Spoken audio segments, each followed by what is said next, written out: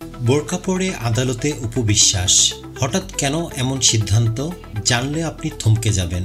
রাজধানীর আদালতে বোরকা পরে হাজির হয়ে চমক দিলেন জনপ্রিয় চিত্রনায়িকা অপু বিশ্বাস।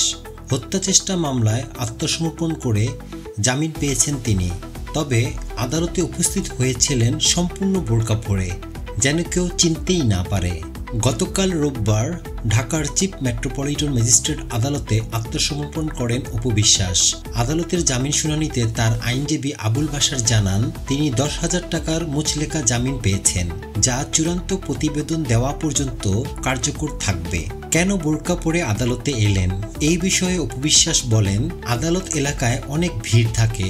আমি চাইনি কোনো বিশৃঙ্খলা হোক। ভিড় এড়াতেই আমি বোরকা পরে যাই। অনেকেই বুঝতেও পারেননি। তিনি আরও বলেন, যখনই বাসার বাইরে যাই আশেপাশের পরিস্থিতি দেখে অনেক সময় বোরকা পরি।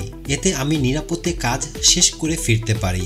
2024 সালের 19 জুলাই বৈষম্যবিরোধী ছাত্র আন্দোলনের সময় এনামুল হক নামের এক ব্যক্তিকে হত্যা চেষ্টার অভিযোগে ভাটারা থানায় একটি মামলা হয়। এই মামলায় অপু বিশ্বাস, নুসরাত ফারিয়া, ভাবনা, জায়েদ খান সহ 17 জনের নাম রয়েছে। মামলায় মোট আসামি 300 জনেরও বেশি।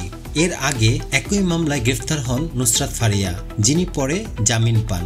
আপনি যদি এইরকম আপডেট পেতে চান, আমাদের চ্যানেলটিকে সাবস্ক্রাইব করুন।